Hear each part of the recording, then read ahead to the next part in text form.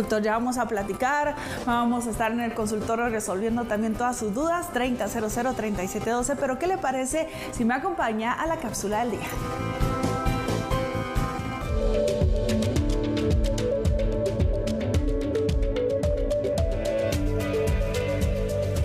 Hoy, en Médico de Cabecera, abordamos un tema poco escuchado por su nombre, pero bastante común: el prolapso de órganos pélvicos. Los músculos y los tejidos conectivos del suelo pélvico suelen mantener los órganos pélvicos en su sitio. Los órganos pélvicos son la vagina, la vejiga, el útero, la uretra y el recto. El prolapso de los órganos pélvicos se produce cuando los músculos y los tejidos del suelo pélvico se debilitan. Esto puede deberse al embarazo, el parto o la menopausia. El prolapso de órganos pélvicos afecta solo a mujeres. Entre los síntomas que podrían presentarse: expresión, pesadez y dolor pélvico, cambios de orina, como ir más seguido al baño, sentir una necesidad urgente de orinar, no poder vaciar completamente la vejiga o tener un chorro de orina débil. Conozcamos más de este tema en el consultorio con nuestro especialista.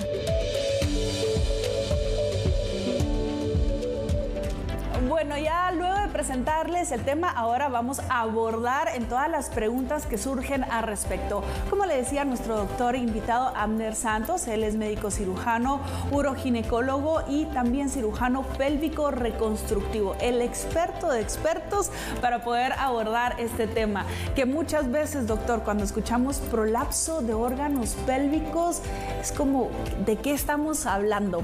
Pero para definirlo en palabras sencillas, ¿qué me diría usted? Bueno, obviamente siempre tenemos los términos médicos que a nosotros nos sirven como para identificar exactamente qué estamos hablando, pero cuando nos referimos a un prolapso de órganos pélvicos, un prolapso es como esa caída, algo que se desprende, que se suelta o que se suelta, por decir, que desciende.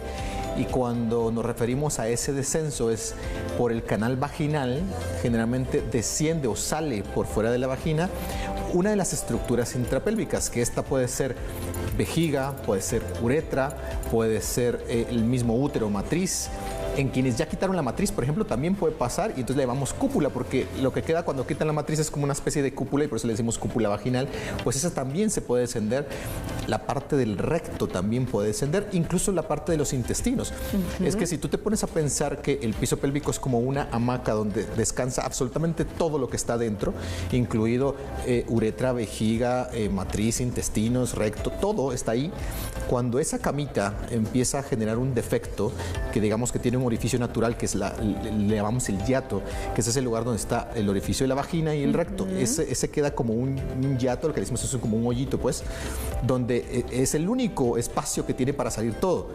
Usualmente no sale nada, porque todo está bien suspendido y en su lugar y la musculatura fuerte. Claro. Pero cuando hay un defecto en esa hamaca, ese hiato, o sea, ese hoyito, se debilita todo lo que la mantiene, digamos, en sostén, y entonces todo puede bajar, o sea, absolutamente todo puede bajar. Pero clásicamente, cuando escuchamos dice el doctor que se me cayó la vejiga, o dicen por ahí que tengo la vejiga descendida. Qué susto, ¿no?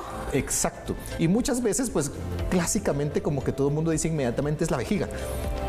Porque a lo mejor es como de lo más común, también es verdad. Pero cuando ya la evalúo, por ejemplo, en clínica, me doy cuenta de que no únicamente es la vejiga, puede ser absolutamente cualquier órgano que esté adentro de esta cavidad intrapélvica, que está sostenida por esta hamaquita, y literalmente imagínate una hamaca muscular que sostiene todo lo que está dentro. Es que esa es la importancia del piso pélvico.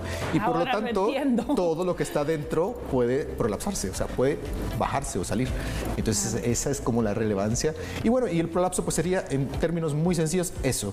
Es el descenso o esa caída, por decirlo así, de cualquiera de las estructuras que están sostenidas dentro de la pelvis. Y ya vamos a hablar hasta dónde pueden llegar los casos, ¿no? Pero me gustaría saber cuáles son las causas. Dentro de las causas sabemos que hay múltiples. Te voy a comentar, digamos, muchas de las generales y de repente decir cuáles son las principales. Así como, si tienes esto, que seguro vas a tener eso. Claro. Una de las causas más comunes es el factor genético. Y una de las formas de saberlo es, por ejemplo, si tu mami o tu abuelita o tus tías, por ejemplo, padecen mucho de este tipo de problemas, probablemente haya un factor de deficiencias genéticas en algunos de los tejidos, por ejemplo, deficiencias de de colágena, deficiencias de elastina o en los mismos tejidos. Hay enfermedades del tipo de piel o de tipo colágenas que afectan estos tejidos y hacen que sean más débiles. Entonces es un factor que es el hereditario genético, que bueno, es casi que no modificable. Otro de los factores muy importantes es aquellas mujeres que sufren mucho de estreñimiento crónico y pujan. Entonces todo lo que aumente la presión dentro del estómago, la presión abdominal, generalmente va a causar una presión indirecta hacia abajo. Y cuando esto es crónico y de muy marcado, obviamente eso va a favorecer a que ese prolapso de órganos pélvicos se den. Luego, una de las cosas que no quería mencionar, lo siento, pero es el embarazo. Ay, sí, se me queda viendo el doctor y yo, bueno. No, pero... Ya sabemos, doctor, que la verdad es que una mujer embarazada está muy vulnerable a ciertas condiciones, pero lo importante es prevenir e informarnos. Así que sí, menciónelo porque así yo tomo nota. No, imagínate esa misma camita que te digo, esa misma hamaca que sostiene todo, imagínate con el embarazo, el peso que se le pone. Entonces el embarazo en sí ya es un factor de riesgo, pero el más importante es la vía del parto. La vía del parto vaginal o la natural, como le decimos, generalmente aumenta muchísimo el riesgo y también está relacionado al número de partos. Mientras más partos hay, más riesgo hay. Incluso a veces hemos visto que después de 2 o 3 partos normales, generalmente el riesgo puede aumentarse hasta 8 veces, o sea, casi un 800% de padecer el prolapso de órganos pélvicos. Luego, doctor, pero ya que lo mencionó, ahora tengo mi consulta personal. No te preocupes, no todos son malas noticias. Me dijeron que la beba viene grande.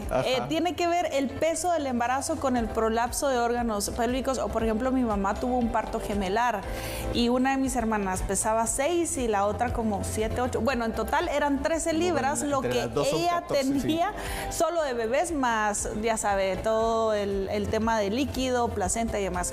¿El peso del embarazo tiene que ver?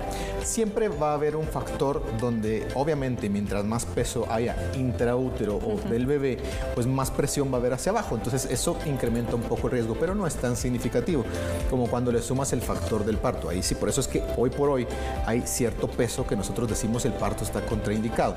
De repente cuando lo ves solo desde el punto de vista que el parto y que obviamente puede darse natural, sí, pero cuando ya lo ves desde la perspectiva de cirugía pélvica reconstructiva, sí cuidamos mucho también el piso pélvico porque las secuelas son enormes y son de por vida. Por supuesto que tienen intervención, ¿verdad? Y uno de los factores de riesgo también muy importantes y que son, podemos decirlo así, parte de la vida, es cuando se llega a la menopausia. La edad. Generalmente la hormona de la juventud, si pudiéramos decir que hay algo que mantiene la juventud, es la parte hormonal, los estrógenos. Así. Paradójicamente llega una edad donde los estrógenos ya no se producen. Entonces eso es lo que es la famosa menopausia, es que los estrógenos ya no se producen. Y dentro del cuerpo de una mujer hay muchos receptores de estrógeno. Imagínate unas boquitas que reciben el estrógeno todo el tiempo. Estamos diseñadas para eso. Hasta el pelo, las uñas, todo tiene receptores de estrógenos. Todo. Imagínate el piso pélvico, esa hamaquita. Vuelvo a la hamaquita, por favor, no perdamos la imagen de la hamaca que sostiene todo.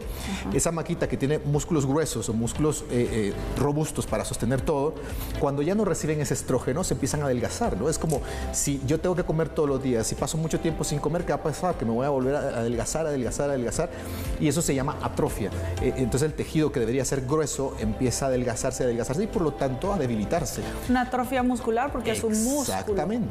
Exactamente, ¿ves? Ya lo dominas perfectamente. Ya lo aprendí. Y entonces eso hace que ese factor todavía sume aún más. Entonces tú sumas a alguien que tiene factores de riesgo genéticos, tú sumas a alguien que de repente es tosedora crónica o de hecho el fumar también aumenta el riesgo, alguien que generalmente sea estreñida, que además tuvo 2 o 3 partos vaginales y acaba de llegar a la menopausia, o sea, casi es muy probable que vaya a tener un prolapso. De hecho, hay un estudio muy interesante, fíjate, ese es un dato súper interesante. Toda mujer en el momento de nacimiento tiene un 11% de riesgo de que en algún momento de su vida va a ser intervenida o operada por prolapso de órganos pélvicos o disfunción pélvica. Doctor, qué estadísticas. Pero hablando de mujeres, así como, bueno, tenemos algunas complicaciones que son características de nuestro género, también hay muchas mujeres maravillosas con todo lo que logramos y uno de ellos es dar vida. Precisamente quiero agradecer a todas las mujeres que se están conectando al programa, todas esas mujeres que nos están escribiendo escribiendo en este momento sus dudas, ya las vamos a leer más adelantito, pero síganos escribiendo porque nosotros les seguimos leyendo. Doctor, ¿hay otra causa importante que usted quiera mencionar antes de seguir hablando del tema? Porque también me hablaba de algo relacionado al ejercicio, el ejercicio pesado. Bueno, lo que sucede es que todo lo que aumente la presión abdominal de manera significativa va a generar un impacto otra vez en esa hamaquita. O sea, pensemos en el piso pélvico como esa maquita que sostiene todo. Entonces, si estamos presionando hacia abajo, aumentando la presión de cualquiera de las formas, obviamente eso va a generar que haya más riesgo. No voy a decir que en todos los casos se da, porque no es cierto. Si hay un piso pélvico fuerte, si la paciente es generalmente alguien que tiene buenos hábitos del cuidado del piso pélvico, es menos probable. Pero generalmente, ¿qué es lo que pasa? Que casi nadie está enterado del piso pélvico ni de estos músculos. Y entonces, ejercicios, por ejemplo, como halterofilia, o sea, levantamiento de pesas o cosas así muy extremas, obviamente van poniendo una presión. De hecho, hay una foto muy famosa de una pesista, que fue una pesista mexicana y de hecho pasó en las Olimpiadas, que cuando hizo el levantamiento, por ejemplo, salió un chorrito de orina y salió en todas las cámaras y quedó registrado en todas las cámaras en las Olimpiadas, creo que fue el 2010 por ahí. Pero bueno, esa es una de las cosas que puede pasar cuando se aumenta mucho la presión intraabdominal y no hay una buena técnica para controlar los músculos. Me imagino la vergüenza que pasó, ¿verdad? Sí. Bueno, y cuando estamos hablando del prolapso de órganos pélvicos, que ahora usted ya lo identifica con la maquita que hace el doctor, ¿hay algunos síntomas tempranos que nos pueden advertir que podría pasarnos algo así? Y cuando aparecen esos síntomas, ¿qué tenemos que hacer? Bueno, una de las características del prolapso es que da muy pocos síntomas en las etapas iniciales. Hay quienes se pueden sentir esa sensación como de pesantez, como de un dolor ahí raro, o esa sensación como que algo me está jalando, como depresión, pero no en todos los casos. A veces el primer síntoma es la sensación de una bolita. Dice, doctor, es que siento una bolita. A veces en las etapas muy iniciales, la paciente pues se toca, ya que sea que se bañe o algo, y siente una bolita y dice, ¿qué es esto? Esto no es normal, es una bolita.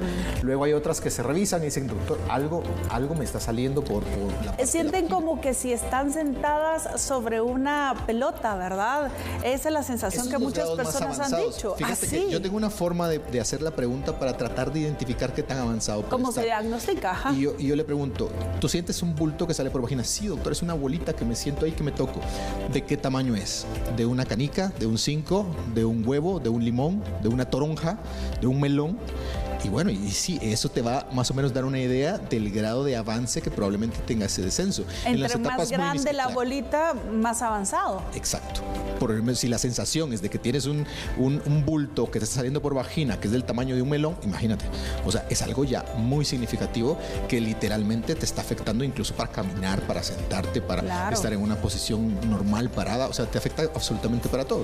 ¿A quién quiere que le pase? A nadie. ¿Cómo se puede prevenir? Okay. ¿Qué podemos hacer al respecto? Eso es muy importante. Primero es identificar si tú eres una mujer con esos factores de riesgo, más o menos los que mencionamos. No está de más irle a preguntar a mamá, a la abuelita o a las tías. De casualidad tendrás un problema de prolapso de órganos pélvicos o caída de vejiga. ¿Has sentido una pelotita por ahí? Sentí una pelotita por ahí. Y eso más o menos te puede dar la idea de que puede existir el factor familiar, el genético. Ajá. Si hay alguien que ya conoce que tiene un trastorno de los tejidos o de la piel, por ejemplo, este puede ser otro factor para buscar ayuda, tomar suplementos de colágeno. Bueno, desde el punto de vista preventivo, en cuanto a la parte genética, que realmente podemos hacer muy poco. Bueno, es más para estar más consciente y tomar actividades de rehabilitación inmediato. Sí, porque en ese sentido, si tengo la parte genética hereditaria, yo he escuchado muchos ejercicios que dicen para reforzar su suelo pélvico, como por ejemplo el yoga. Total. Más que el yoga, fíjate que sí es un complemento. O sea, si hablamos de que todo lo que aumente la presión intraabdominal es un factor de riesgo, por supuesto que dejar de fumar, por supuesto que bajar de peso es una de las cosas que funcionan mucho para disminuir esa presión intraabdominal y el riesgo del prolapso. También identificar todas aquellas cosas, por ejemplo, alguien que padece mucho estreñimiento y puja mucho. Obviamente tratar el estreñimiento es una de las medidas preventivas. Claro. Luego, en el embarazo, tener una buena asesoría. Yo no digo que no tengan partos vaginales. No, lo que digo es tienes que tomar una decisión informada y tienes que saber si tú eres una buena candidata para un parto vaginal o a lo lo mejor debiera buscar una vía diferente de resolución. Eso es una cosa muy importante. Y lo otro es, por supuesto, ser consciente de tu piso pélvico. La mejor forma de prevenir es ser consciente de esa hamaquita. Vuelvo a repetirlo como 20 veces, pero yo creo que se va a quedar grabado. Sí, se entiende muy bien. Vuelvo a repetir esa hamaquita muscular. Si tú tienes esa hamaquita muscular bien sana, con músculos hipertróficos o grandes, como cuando vas al gimnasio a hacer bíceps, y todos quieren los bíceps grandes, ¿no? Bueno, pues lo mismo tendría que ser con el piso pélvico. Toda mujer tiene que ser consciente de esa musculatura y tendría que buscar la forma de que estuviera no solo sana, sino que la pueda identificar, que pueda hacer esos ejercicios y que estén gruesos, porque eso va a ser la mejor manera de prevenir. Doctor, ¿y cuáles son esos ejercicios? ¿Cuál es la forma de engrosar ese piso pélvico? Como todo músculo, se engruesa a través del ejercicio constante, ¿no? Una de las cosas es identificar, uno, si hay un buen reconocimiento, porque curiosamente, cuando tú ves el volumen del número o de la cantidad de músculos en el piso pélvico, en esa hamaquita, es enorme, pero no es un músculo que se vea, ni es un músculo que se enseñe, por supuesto que no. Y que no se siente todo el tiempo, exacto, ¿no? Y generalmente casi el 80% de las mujeres sanas pobremente lo identifican. Muchas no lo identifican y de las que lo identifican tienen muy poca fuerza en el piso pélvico. Entonces, una de las primeras cosas que recomiendo es una evaluación por experto, que puede ser obviamente en este caso un especialista de mi tipo o una fisioterapeuta piso pélvico, que pueden evaluar la fuerza de ese piso pélvico si reconoces el grupo muscular. Eso es lo primero, porque esto es tan básico como cuando a alguien le dices agarra un vaso y no logra reconocer los músculos para hacer este movimiento, esto, y poder agarrar la taza. Eso se llama propriocepción. O sea, si no existe eso, primero, ahí estamos perdidos. Entonces hay que enseñarle a esos músculos a que tú los puedas reconocer y que tú digas, ok, porque hay dos errores muy comunes. Cuando tratamos de enseñar este tipo de ejercicios, lo que hacen es una contracción de los glúteos. Y entonces no me sirve para los fines de piso pélvico. Pues eventualmente te servirá para los glúteos, pero no para piso pélvico. O hay quienes hacen una contracción abdominal para tratar de compensar la falta de reconocimiento o fuerza de ese grupo muscular, pero tampoco me sirve para el propósito de piso pélvico. Entonces lo primero es entender si se logra reconocer este grupo muscular. Cuando ya lo reconoces, entonces ya podemos trabajar en aumentar su fuerza y entonces ya hay ejercicios específicos que la mejor forma siempre es supervisado. Pero tenemos una cantidad de aparatología hoy que también nos ayuda a hacer ese proceso más rápido, ¿verdad? Hay incluso pelviniómetros se llaman, que miden la fuerza. Hay algunos sensores que hasta en el celular podemos bajar un programa muy lindo. No te le pones, creo, doctor, te pones como una aplicación. Sí, te pones el sensor, que es un aparato que va intravaginal, y en la aplicación en el celular te dice cómo hacer esos ejercicios y tú lo vas haciendo en tu casa tranquilamente y es una forma de entrenarlo.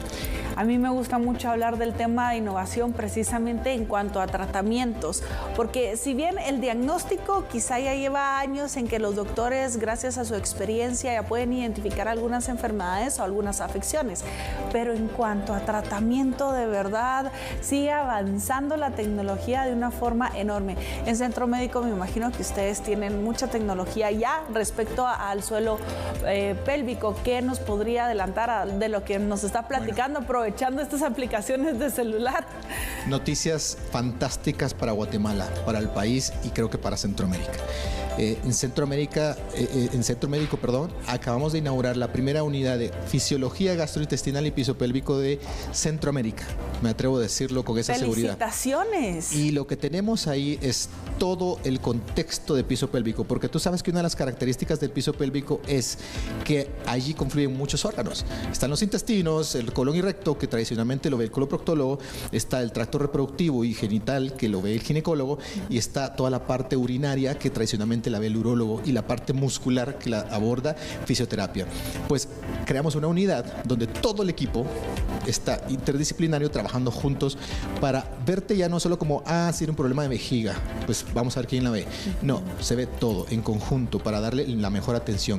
Y en esta unidad se tiene la capacidad desde el diagnóstico hasta la parte de tratamiento y fisioterapia. Así que esas son excelentes noticias para todas las que escuchan esto en Guatemala. Felicitaciones, pioneros. Centro Médico, por supuesto que las puertas de Médico de Cabecera están abiertas cuando nos quieran hablar más y vamos a ir a conocer las instalaciones. Seguramente que sí. Tienen que ir a conocerlo porque esto tienen que conocerlo en todo el país, tienen que conocerlo en toda Guatemala, de que ahora Centro Médico tiene esta opción para la mujer guatemalteca que antes no existía, que simplemente no existía. Imagínense cuando no existía todo este tratamiento, ¿qué tenían que pasar las mujeres con respecto a este problema? Y ahí me lleva a la siguiente pregunta. ¿Tratamiento? ¿Siempre se necesita una cirugía, doctor?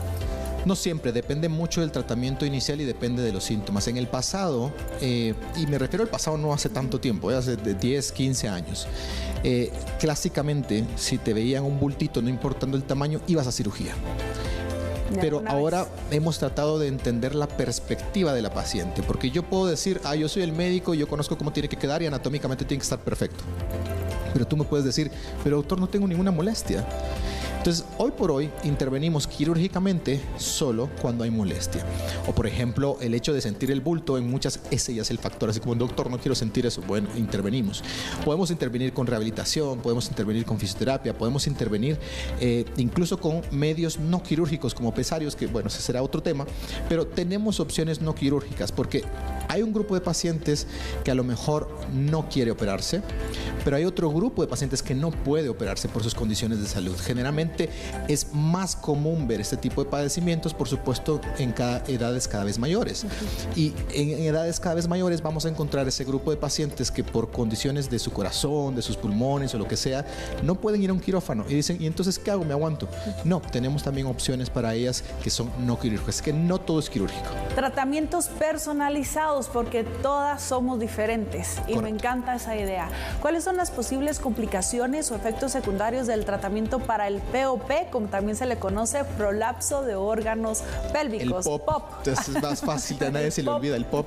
Sí, lo que pasa es que también una cosa importante es que le decimos prolapso de órganos pélvicos porque no podemos decir que solo es la vejiga, como antes se decía, que era la caída de la vejiga. Y hacen el nombre tan largo, ¿no? Sí, pero se le puede decir POP. El POP. Hablemos del POP.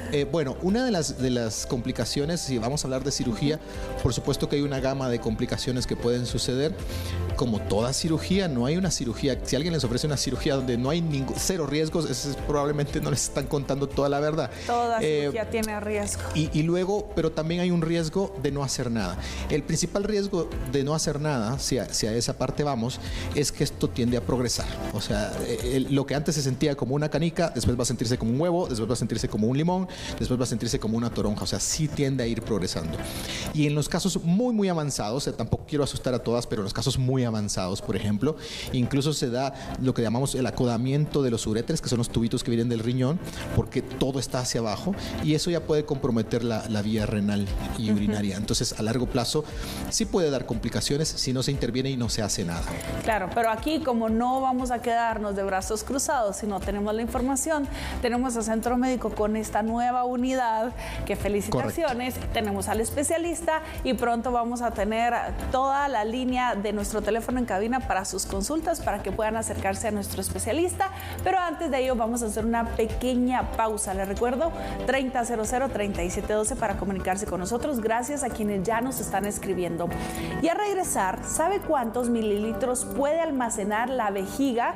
En el dato médico se lo revelamos y el doctor responde además a las consultas médicas. Y más adelante, nuestra ginecóloga de cabecera, Maritza, nos explica qué puede estar pasando si su sangrado menstrual es irregular o diferente cada mes. ¿Qué es lo que está sucediendo? Esto y más a regresar al médico de cabecera. Quédese con nosotros.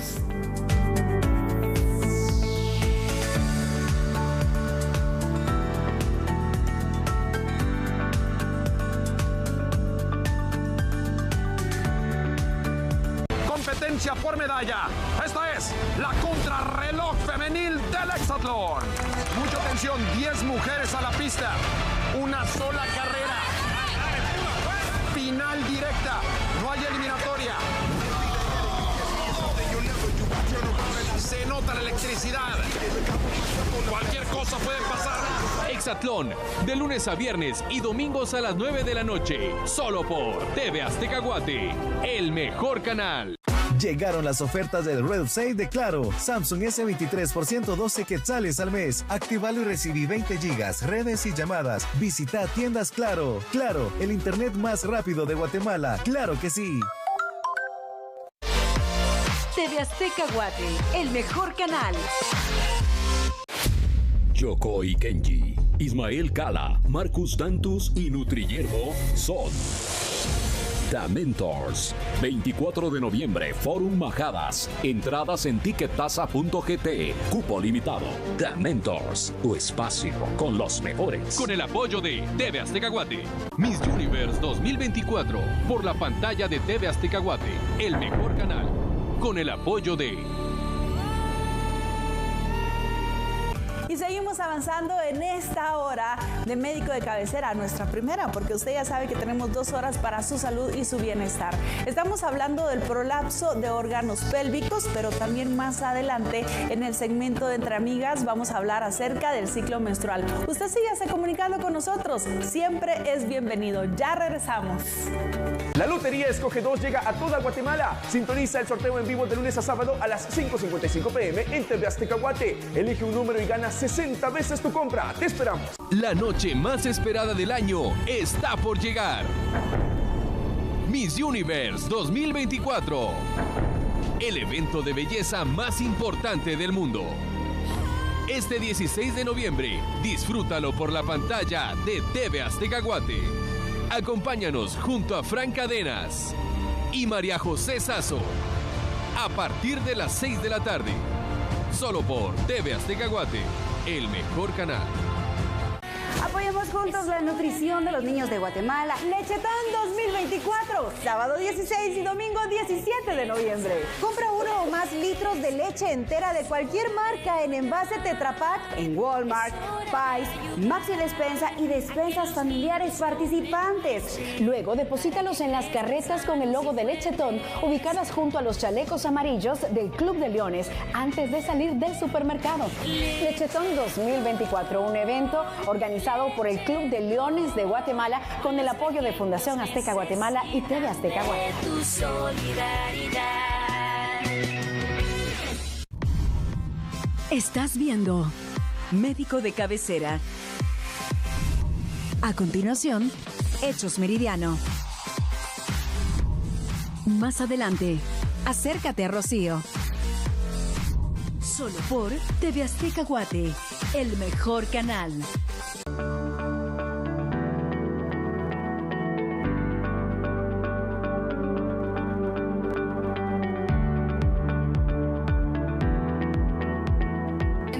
Está prevenir y hacerte un chequeo médico con especialistas que te harán sentir segura en todo momento. Centro Médico.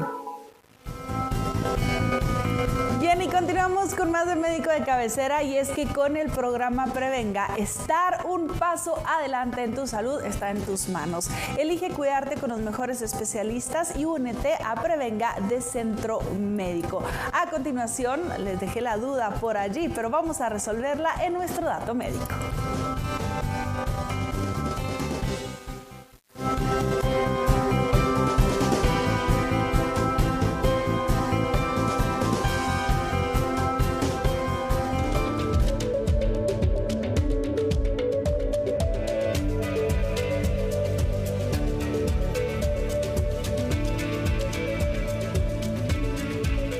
Dato interesante sobre la vejiga es que puede almacenar más de 500 mililitros de orina en promedio, aunque algunas personas pueden tolerar más o menos dependiendo de factores individuales. La vejiga es un órgano musculoso y elástico que tiene la capacidad de expandirse a medida que se llena de orina y contraerse para vaciar cuando se realiza la micción.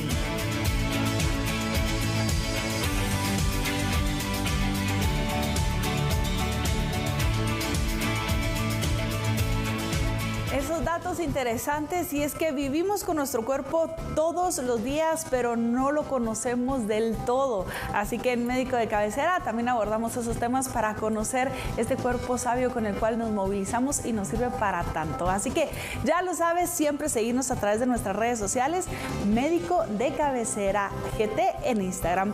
Vamos a seguir platicando con el doctor Abner Santos. Él es médico cirujano, uroginecólogo y cirujano pélvico reconstructivo, y les doy un tip, también es muy activo en redes sociales. Está siempre presente por allí. Doctor, ¿está listo para responder los mensajitos de nuestros televidentes? Por supuesto, será un gusto ayudarles a resolver sus dudas.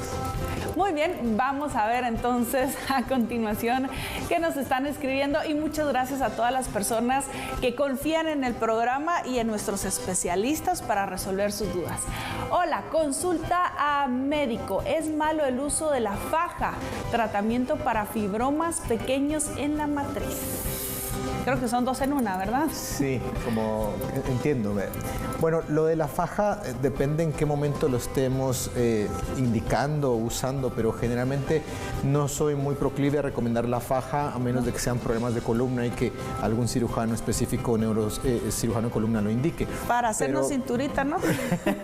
Bueno, lo que va a pasar que si es en el momento posquirúrgico, siempre lo contraindicamos. La verdad que el uso de faja después de una cirugía no debiera ser parte de las terapias o de las opciones. Si es luego para moldear la cintura y todo y no tienes problemas de piso pélvico, tampoco le veo un problema muy significativo.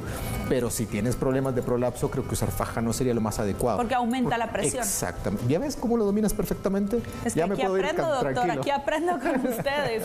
¿Y cuál podría ser un tratamiento para fibromas pequeños en la matriz? Si son los fibromas dependen en qué lugar estén ubicados. Hay, digamos, unos que les decimos subserosos que están como alejados de la parte interna de la matriz, pues esos realmente solo se vigilan.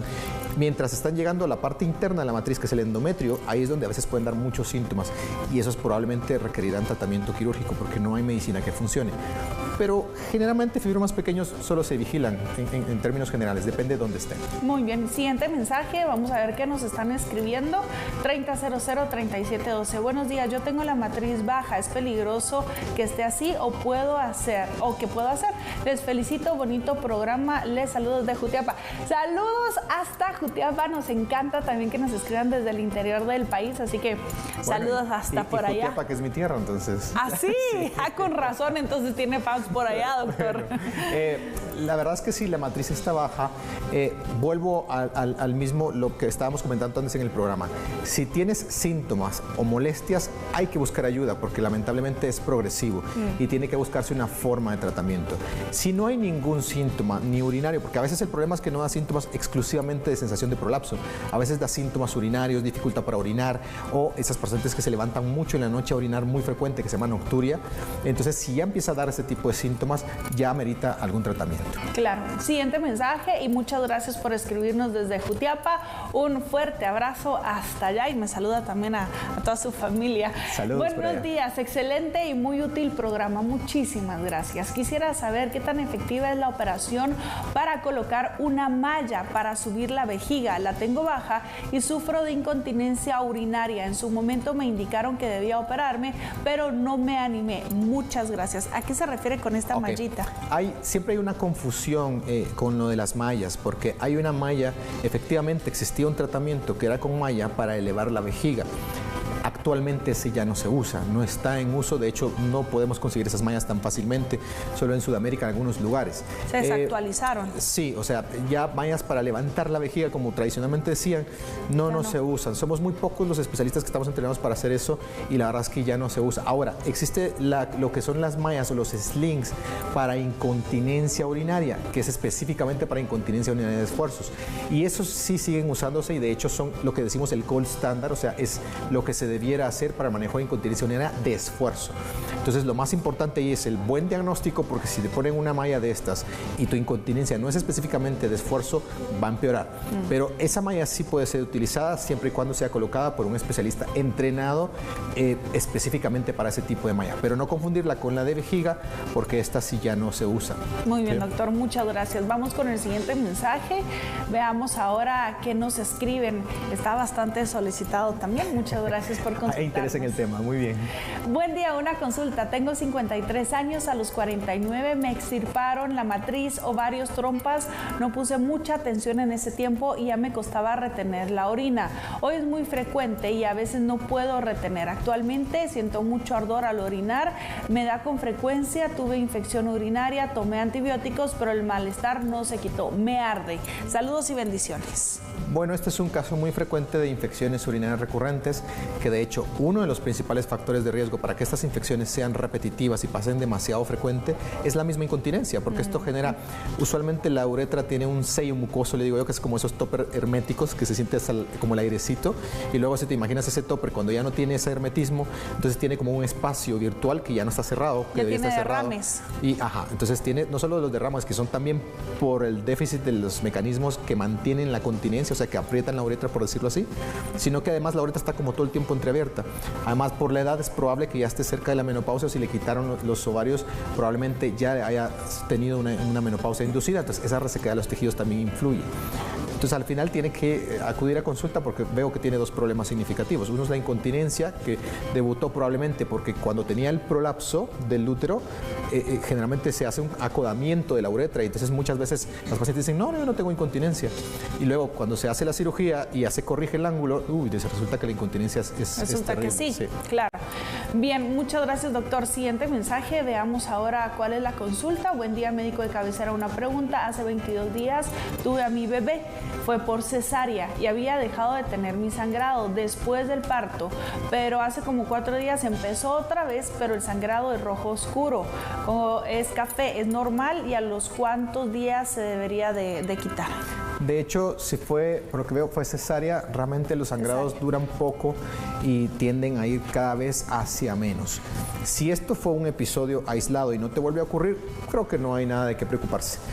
Puede haber sido incluso que estés haciendo mucha actividad física. Es clásico que muy temprano empiezan a hacer mucha actividad física, se les olvida. Las mamás no nos detenemos, doctor. Las mamás no se detienen y resulta que cuando empiezan a hacer mucha actividad física, sorpresa, empiezan a sangrar. Si eso se quitó y no progresa más, no hay tanto de qué preocuparse, pero si persiste, tienes que ir con tu ginecólogo inmediatamente. El sangrado, lo normal es 40 días, 30 días, cuando es cesárea incluso es menos tiempo. Generalmente los 15, 20 días ya es muy poquito. Hay quienes desde antes ya no ven nada, pero tradicionalmente en el periodo posparto decimos que bueno, hasta los 30, 40 días pudiera ser normal, algún grado de manchado, pero la característica de esa normalidad es que siempre va hacia abajo, hacia menos. Si de repente empiezas a tener más sangrados cuando ya venías con muy poquito, eso no es normal. Vamos a ver el siguiente, y es que es un tiempo de recuperación, ¿verdad? Así que también hay que tratar de mantenernos tranquilitas, porque como mamá le digo, es imposible. Buen día, doctor. Mi duda es que si a todas o a la mayoría de mujeres les duele los ovarios después de los 40 años, pero es un dolor intenso, y ya me tomé hormonas que me dejó el doctor, pero siempre me duelen los ovarios. Tradicionalmente no, o sea, un dolor de ovarios, sí va a haber molestia cuando hay quistes muy grandes, y sí hay un grupo que tiene algo que se llama dismenorrea primaria, que sí es el dolor con la ovulación. Pero tradicionalmente no es un dolor persistente. Yo pensaría que probablemente puedas tener otro tipo de diagnóstico, puede ser endometriosis. Mi consejo es que acudas a tu ginecólogo para que pueda hacer una buena evaluación y que te pueda decir no solo cuál es la causa de tu dolor, que no digo que no sean los ovarios, pero es muy raro que los ovarios den un dolor persistente así tanto tiempo, a menos de que sea endometriosis y que tenga un quiste de chocolate que se llama endometrioma, y en esos casos sí hay dolor constante proveniente de los ovarios. Vamos con el siguiente mensaje, y recuerden que el dolor nunca debe ser normalizado. Exactamente. Ayer aprendimos en médico de cabecera que nos da una alarma. Vamos a ver ahora el siguiente mensaje. Buenos días, hace 1 año fui operada de la matriz y ovarios porque tenía que hacerme corrección de la vejiga. Me dijeron que era necesario quitarme esos órganos para que la vejiga estuviera en mejor posición. Desde la operación se me sale la vejiga. ¿Qué me recomienda?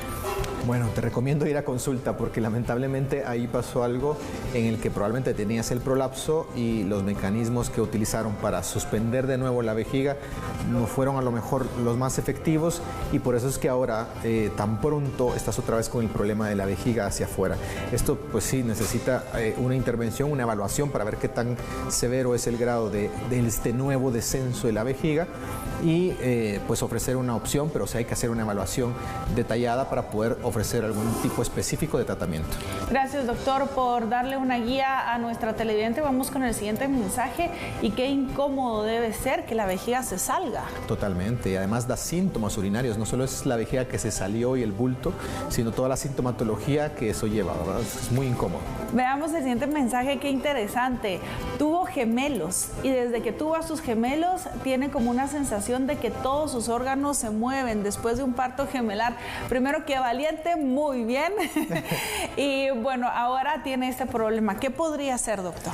Bueno, cuando hay un embarazo de gemelos, generalmente la distensión abdominal, la distensión del útero es bastante significativa, es enorme, aunque generalmente los que son embarazos gemelares siempre nacen un poquito prematuros y de bajo peso, pero es que aún así, sean 3, 4 libras cada uno, son 8 libras, más súmale el peso de la placenta, más súmale el peso del líquido amniótico, más súmale todo el peso del extra líquido que tienes en el cuerpo. Sangre y entonces, al final no es solamente el peso de los bebés, entonces genera una distensión muy grande.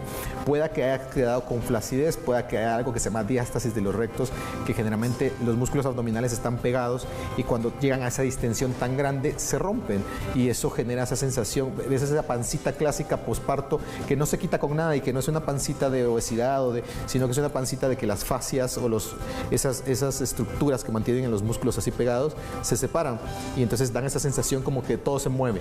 También hay que descartar que no hay una hernia umbilical o si fue alguna herida previa, que pueda haber algún tipo de herniación. Claro, vamos con el siguiente mensaje y es que recuerden que en La Cigüeña, aquí en el programa, descubrimos que un embarazo, tal cual, solo el embarazo pesa más o menos 20 libras. Sí, es un montón. Sí. Ustedes 20 libras, vaya a cargar algo de 20 libras y ya va a ver lo que Cárguela pesa. por 9 meses. 24 horas, 7 días a la semana durante 9 meses.